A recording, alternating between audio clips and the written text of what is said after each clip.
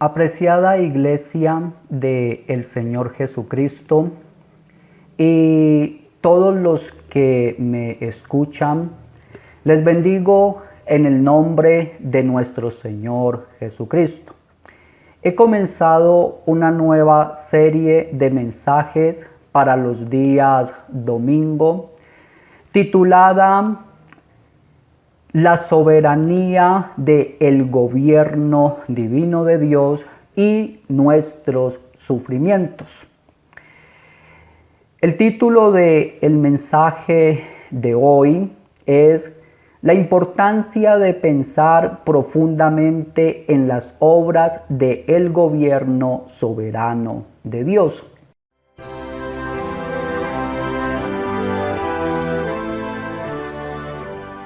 El domingo anterior vimos que todos los eventos de esta vida no son accidentales, sino que Dios los usa, ya sean buenos o malos, para llevar a cabo la historia de la redención de la iglesia. Y sin perder de vista que todo fue hecho en Cristo, por medio de Cristo y para Cristo. Cristo es el supremo gobernador de todas las cosas, pero también es la cabeza de la iglesia.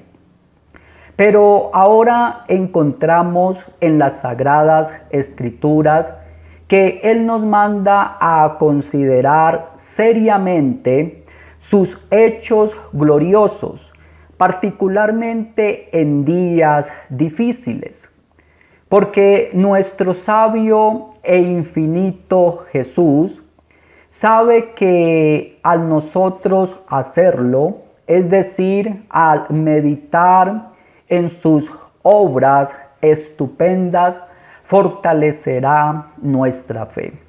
Por ejemplo, Él les dijo a sus queridos discípulos que consideren con profundidad, atentamente, las siguientes palabras, las cuales les dijo en San Mateo capítulo 6, versículo 25, 26 y versículo 28 al 32. Por tanto os digo, no os afanéis por vuestra vida, qué habéis de comer o qué habéis de beber, ni por vuestro cuerpo qué habéis de vestir. ¿No es la vida más que el alimento y el cuerpo más que el vestido? Mira las aves del cielo que no siembran, ni ciegan, ni recogen en graneros, y vuestro Padre Celestial les alimenta. ¿No valéis vosotros mucho más que ellas? Verso 28. Y por el vestido, ¿por qué os afanáis? Considerad los lirios del campo como crecen, no trabajan ni hilan. Pero os digo que ni aun Salomón con toda su gloria se vistió así como uno de ellos. Y si la hierba del campo que hoy es y mañana se echa en el horno, Dios la viste así, ¿no hará mucho más a vosotros, hombres de poca fe? No os afanéis pues diciendo qué comeremos, o qué beberemos, o qué vestiremos. Porque los gentiles buscan todas estas cosas, pero vuestro Padre Celestial sabe que tenéis necesidad de todas estas cosas. No meditar en los favores del Padre que hemos recibido en esta vida, cómo nos ha alimentado y vestido, desagrada a Dios. Esta advertencia la recibimos también en el Salmo capítulo 28, versículo 5. Por cuanto no atendieron a los hechos de Jehová, ni a la obra de sus manos, Él los derribará y no los edificará. Si nosotros como creyentes no meditamos correctamente en el gobierno divino, ninguna alabanza podría ser dada a Dios por sus obras. Si se toman el tiempo para leer el Salmo 107, podrán notar que el gobierno divino tiene un cuidado especial para con su pueblo en tiempos de problemas. cuando están cautivos por el pecado, enfermos a causa de sus transgresiones, en tiempos de peligro, en días de hambre y de sed. Ahora escuchen esto con atención. Los creyentes han sido llamados a adorar a Dios por su gobierno divino en cada uno de estos casos. Por eso no está conforme a la voluntad de Dios de aquellos cristianos que se apartan de la adoración pública y privada, es decir, de los medios de gracia cuando están en diversas calamidades. Puesto por lo contrario, Dios nos mete en circunstancias difíciles, en diversas calamidades, así como en la que hoy estamos por causa del COVID-19, para que meditemos en estas sus obras y busquemos más de su rostro divino y le adoremos. Pues el versículo 43 del capítulo 107 de los Salmos, después de dar una larga lista de la forma en que Dios cuida providencialmente a su pueblo, a su iglesia, cierra con estas palabras: quien es sabio y guardará estas cosas y entenderá las misericordias de Jehová. En primer lugar, mis queridos hermanos y amigos, les digo que por meditar en los hechos de Dios, nuestra fe será fortalecida. El rey David fue fortalecido al meditar en los hechos del gobierno divino en el pasado para seguir logrando más victorias del futuro. Como se lo declaró a Saúl cuando iba a pelear contra Goliat. Y nosotros podemos declarárselo a Satanás en primera de Samuel capítulo 17 versículo 37. Dice Jehová, que me ha librado de las garras del león y de las garras del oso. Él también me librará de la mano de este filisteo. Pablo lo expresa de forma similar en 2 de Corintios 1:10, el cual nos libró y nos librará, y en quien esperamos que aún nos librará de tan grande muerte. Los discípulos fueron exhortados por nuestro Señor Jesucristo porque habían olvidado rápidamente el majestuoso evento o milagro cuando alimentó a las multitudes con unos pocos panes y peces. Y noten lo que les dice en San Mateo capítulo 16, versículo 9 y versículo 10. Dice, ¿no entendéis aún ni os acordáis de los 5 panes entre 5,000 hombres? ¿Y cuántas cestas recogisteis? Ni de los 7 panes entre 4,000, ¿y cuántas canastas recogisteis? Si tú como hijo de Dios no aprendes a meditar con gran apreciación en las obras de Dios y te olvidas de ellas frecuentemente, te estás privando a sí mismo de crecer en fe y de contemplar la obra exitosa de Dios en tu vida. Entra con tu mente y con tus ojos espirituales al Museo de las Artes Divinas y podrás contemplar la hermosa arte que Dios ha hecho al esculpir la imagen de Cristo en tu vida. Por eso dijo el salmista en el capítulo 77, versículo 11 y versículo 12. Allí nos muestra el salmista la importancia de meditar en las obras de Dios.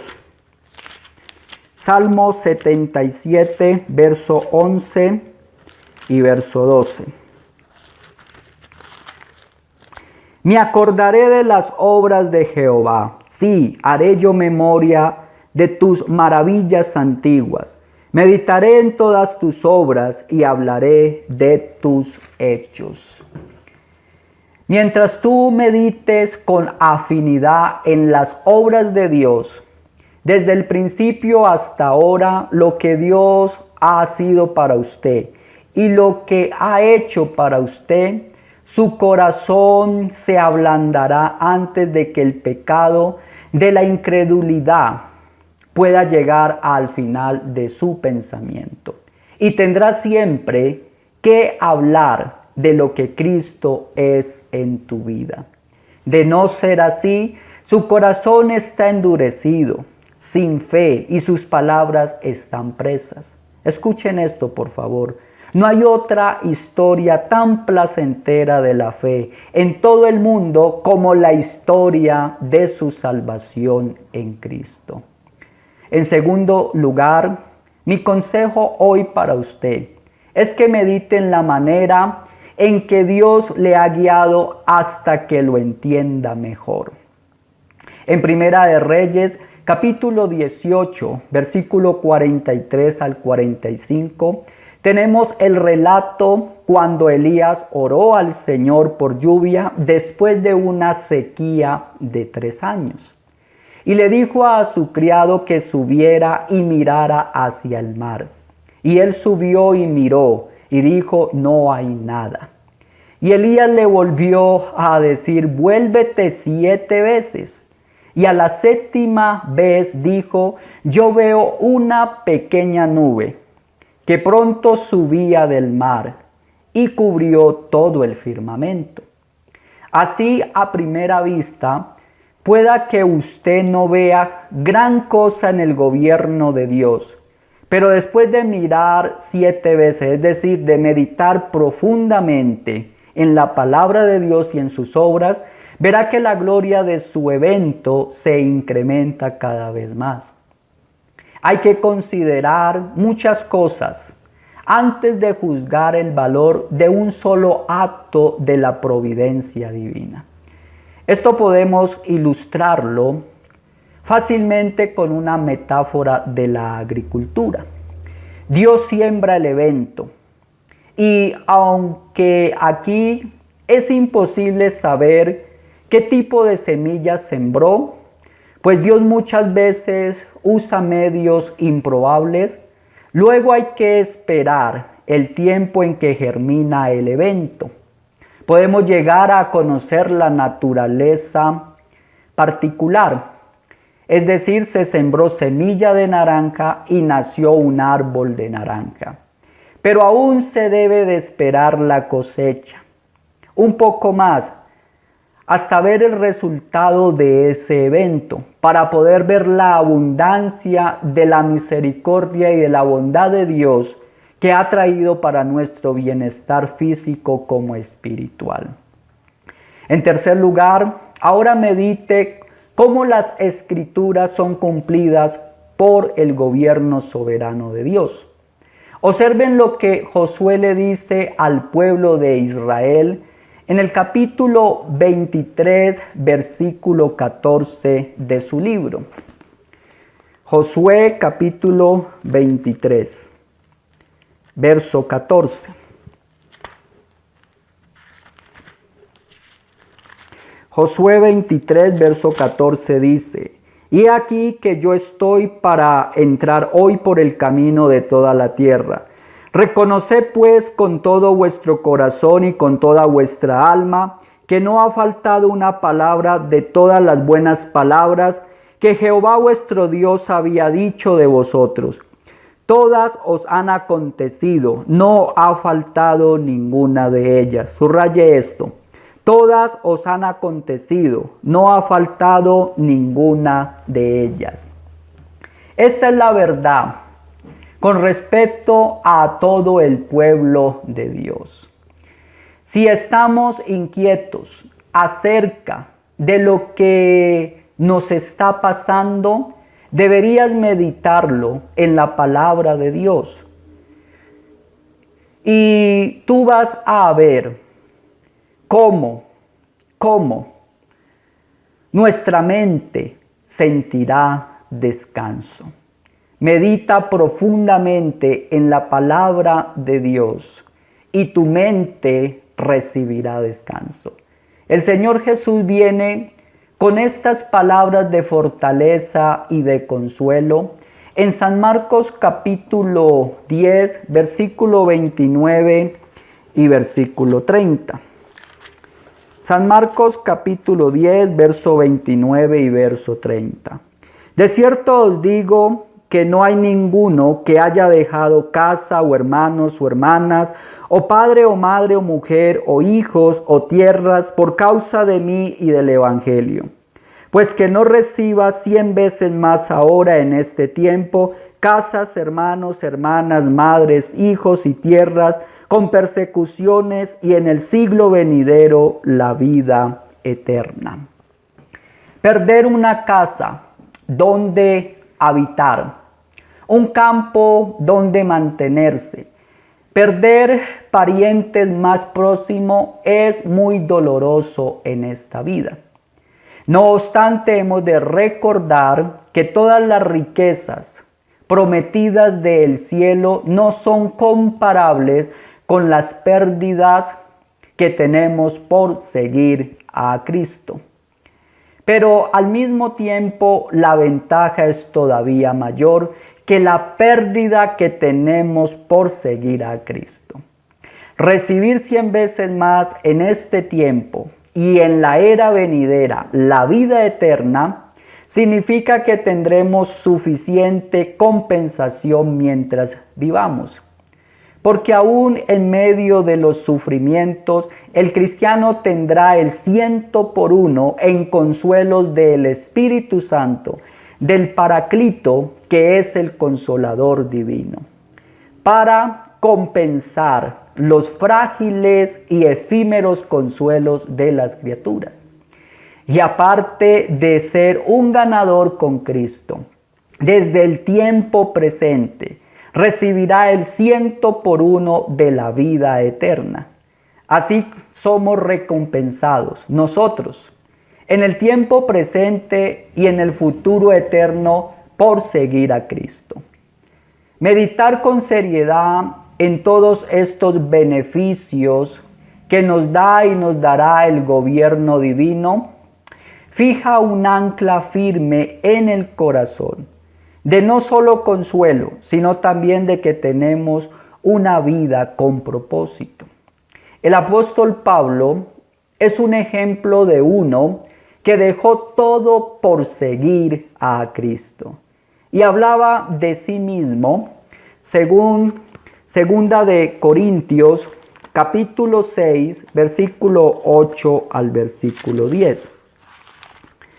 Segunda de Corintios capítulo 6, versículo 8 al versículo 10 dice: por honra y por deshonra, por mala fama y por buena fama, como engañadores pero veraces, como desconocidos pero bien conocidos, como moribundos, mas he aquí vivimos, como castigados, mas no muertos, como entristecidos, mas siempre gozosos, como pobres, mas enriqueciendo a muchos, como no teniendo nada, mas poseyéndolo todo.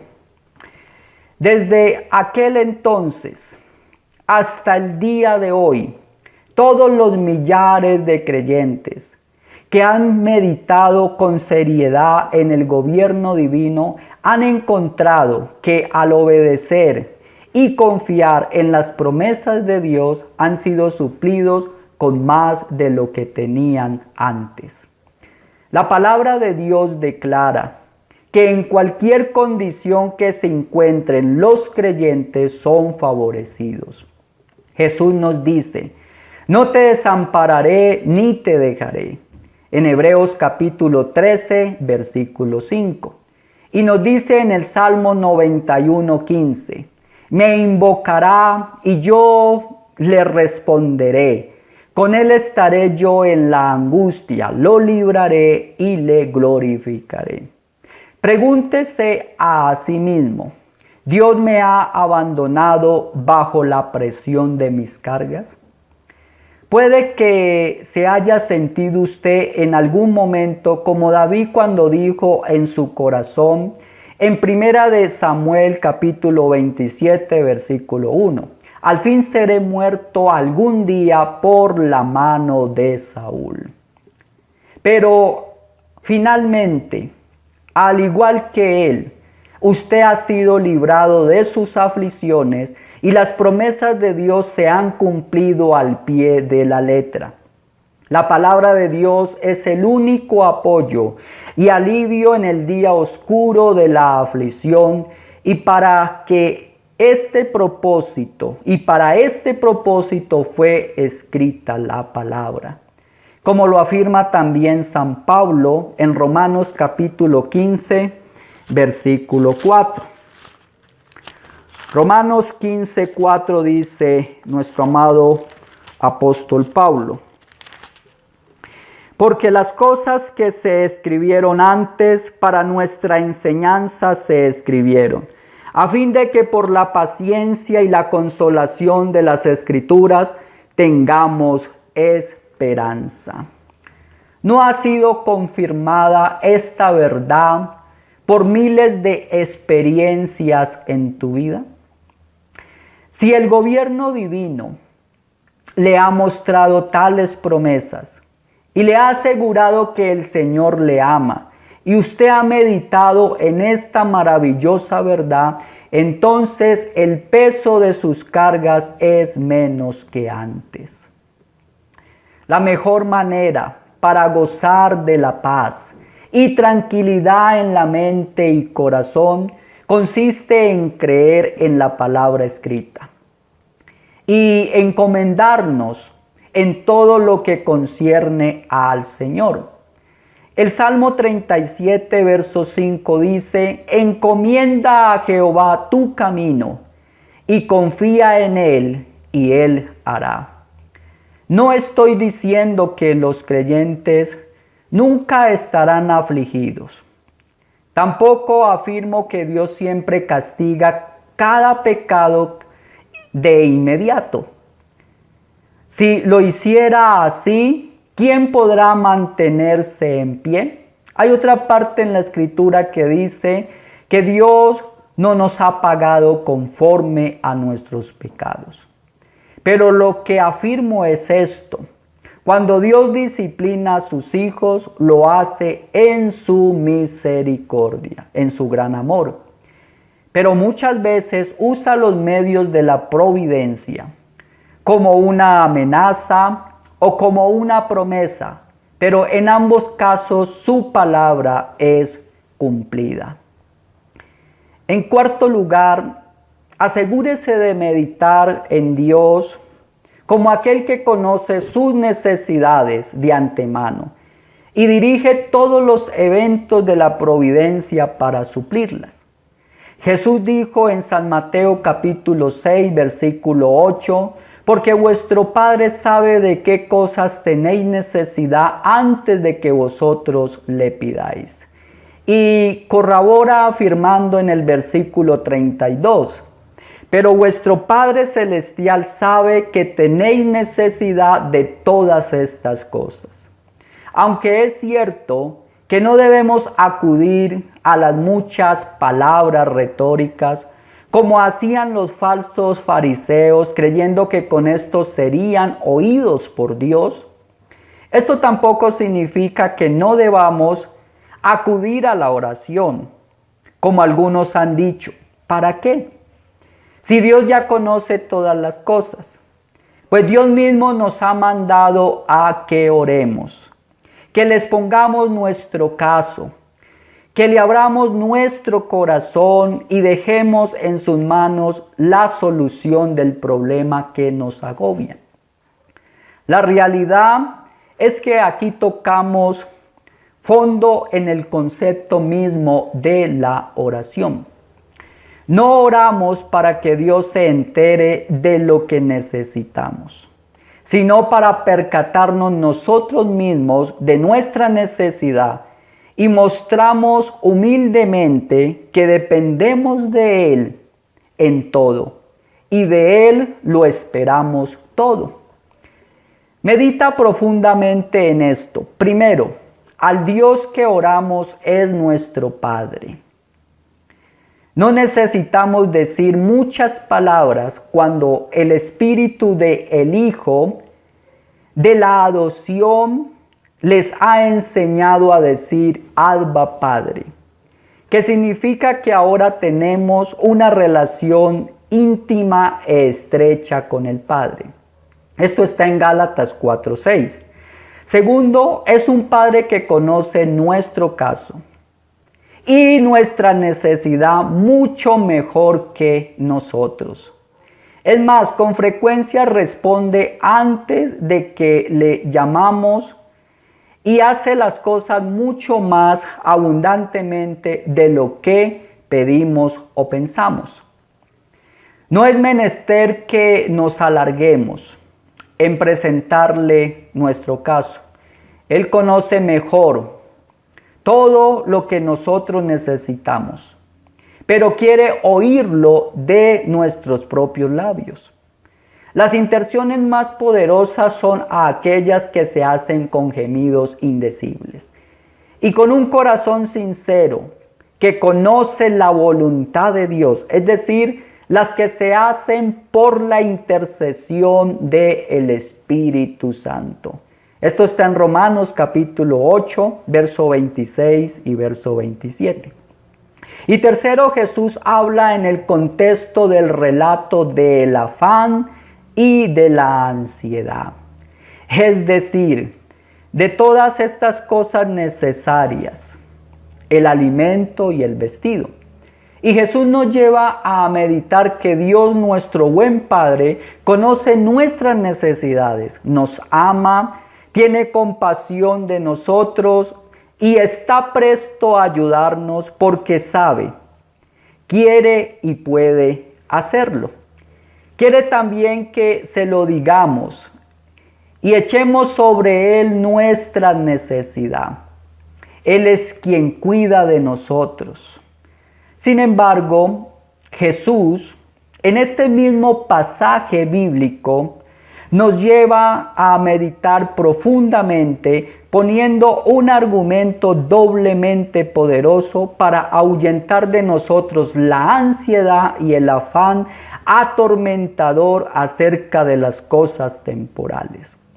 Cuando dice en el versículo 33, mas buscad primeramente el reino de Dios y su justicia, y todas las cosas os serán añadidas. Como si dijese, no os afanéis ansiosamente por la vida del cuerpo, porque tenéis mayores y mejores cosas en que afanarnos, como la vida del espíritu y la eterna bienaventuranza. Esto es lo único necesario en lo que deberían ocupar vuestra mente, vuestros pensamientos y deseo del corazón. Tenéis un medio más seguro, fácil y sencillo de obtener las cosas necesarias para esta vida, y es buscar primero el reino de Dios. La gloriosa y generosa promesa, al cumplir tal deber, lo necesario de la vida os será añadida, dice Jesús. Y nos serán añadidas, como suele decirse, con propina, porque la medida del galardón de Dios es muy grande. Pablo dice en 1 de Timoteo 4:8, la piedad para todo aprovecha, pues tiene promesa de esta vida presente y de la venidera. Pensemos que el cielo es nuestra meta y la santidad nuestro camino. Si nuestra meditación en todos los eventos no es el camino para ir al cielo, de nada nos sirve nuestra religión.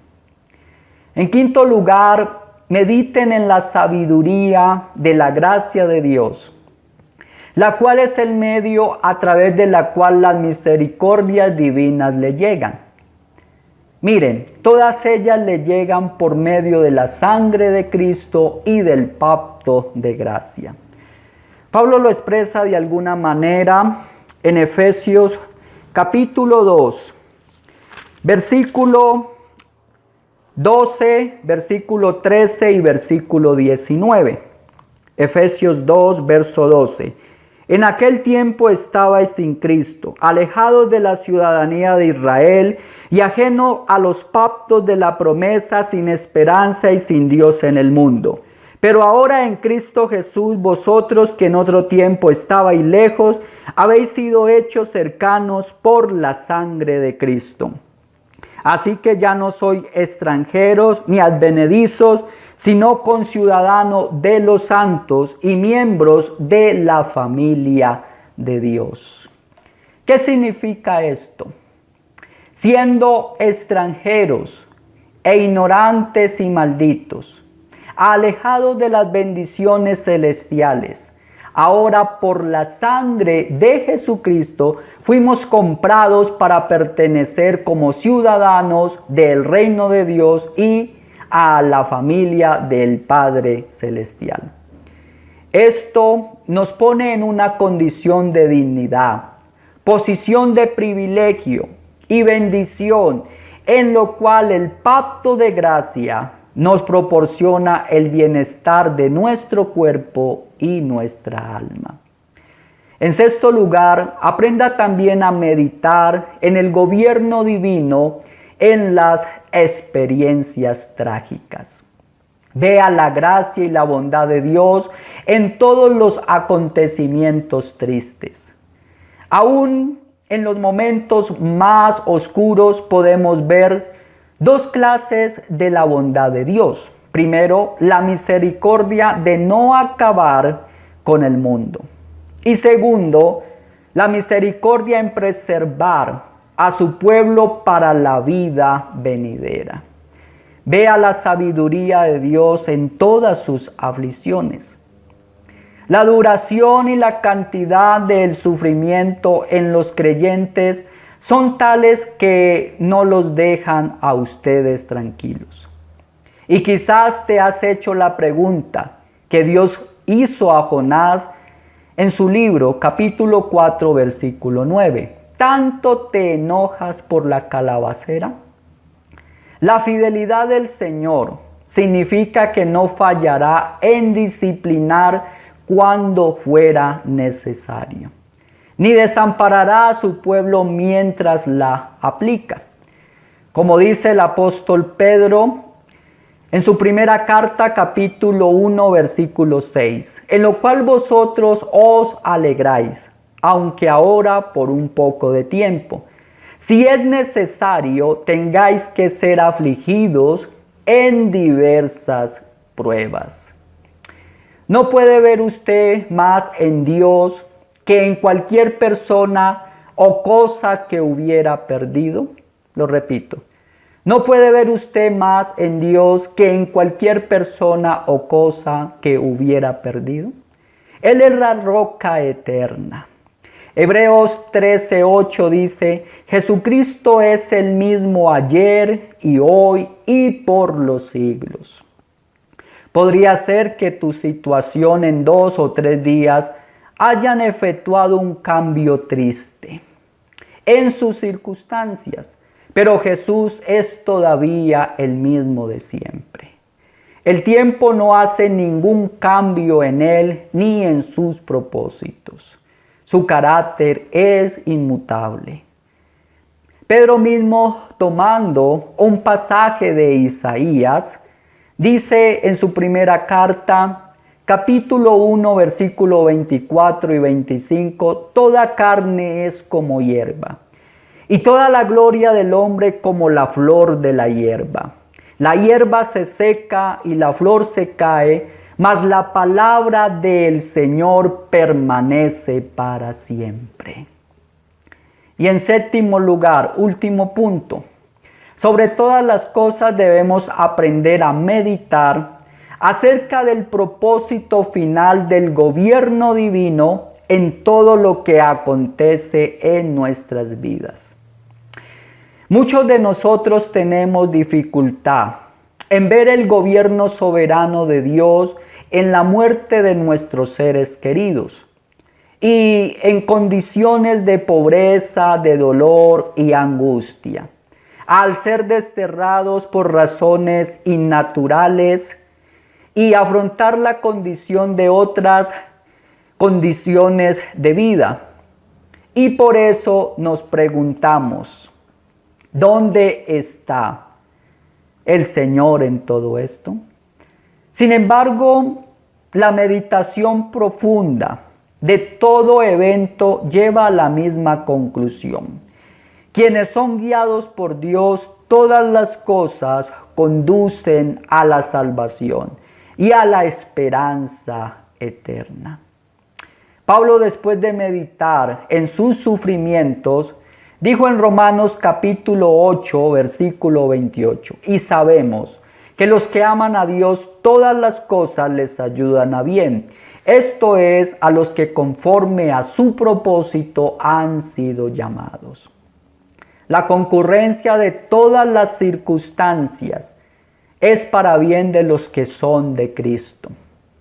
Por lo tanto, los que realmente aman a Dios, al meditar profundamente en sus obras, sacan buen fruto de todo lo que Dios hace en sus vidas. Creen que Dios los ha llamado eficazmente para cumplir en ellos su propósito eterno, no por méritos de nuestra parte, sino que el privilegio de nosotros los creyentes es que Dios mismo está haciendo que todas las cosas obren conjuntamente en beneficio de los que le aman. Noten que el apóstol dice todas las cosas, no solo las que llamamos prósperas, sino también las que solemos llamar adversas. Pero escuchen esto, cada una de las circunstancias en que la providencia divina nos coloca tienen como propósito convertir todas las situaciones en un verdadero bien. Pablo dice, sabemos, está seguro, convencido, al menos por la fe, aunque también muchas veces por la experiencia, tanto propia como ajena, que no se trata de una opinión probable, sino de una certeza segura que todo es para el cumplimiento de su propósito eterno. Pero, ¿qué se le reveló a Pablo cuando meditó en lo que sería el fruto de sus sufrimientos? El contexto posterior lo explica. Dice el versículo 29, porque a los que antes conoció también los predestinó para que fuesen hechos conforme a la imagen de su Hijo, para que Él sea el primogénito entre muchos hermanos. ¿De qué trata este propósito de Dios? Es al saber ser hechos a la imagen de Cristo. ¿Y cómo lo hace? Primero debemos de tener en cuenta que todo lo que Dios programó para la gloria y felicidad de sus hijos, decretó que fuese llevado a cabo por la vía de la gracia. Dios eligió por su amor, por motivo de su gran bondad, a estos predilectos suyos. Dios los predestinó, es decir, los destinó de antemano a ser modelados conforme a la imagen de Jesucristo. Y según su santidad, es decir, la santidad está en conformidad a la imagen de Cristo. La imagen de Cristo no significa una estatua del Señor, de las que tanto abundan para ser veneradas, por los que quebrantan el segundo mandamiento de la ley, sino la semejanza de su persona, la cual será perfecta cuando seamos manifestados con Él en gloria, como dice 1 de Juan 3:2. Cristo es la imagen perfecta del Padre, dice Hebreos 1:3. Así que hechos semejantes a Cristo, en santidad perfecta, veremos restaurada en nosotros la imagen de Dios que se deterioró por el pecado. Cuando meditas en las obras de Dios, tu fe es fortalecida.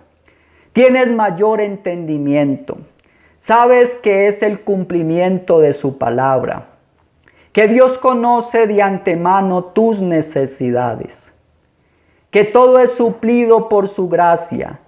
Que aunque tus tristezas son mutables, Jesús es el mismo de siempre. Y sobre todo, cuando meditas en esta extraordinario propósito de Dios, que el fin de todas las cosas es llevarnos a la imagen perfecta de Cristo, escucha esto, hermano y amigo, cualquier situación se hace más llevadera. Padre celestial, invoco el nombre de tu Hijo Jesucristo sobre tu pueblo, sobre todas las personas que han escuchado este mensaje. Y te ruego, Señor, de que quede bien infundido en sus corazones la importancia de meditar constantemente, de hacer memoria, no solo de tus obras de creación, no solo de nuestra propia experiencia, sino en especial de la obra del Calvario. Porque de allí es donde emana la fortaleza de nuestra fe, la razón de nuestra existencia, el propósito de nuestra vida. Oh bendito Dios, haznos diligentes a tu iglesia en hacer memoria de tus maravillosas obras, de acordarnos siempre de ellas, pues sin duda ellas dan fortaleza a nuestra vida espiritual. Nos ayudan a crecer en el conocimiento y en la gracia acerca de nuestro Señor Jesucristo. Bendito es tu nombre, Señor, y te alabo en el nombre de Jesús. Amén.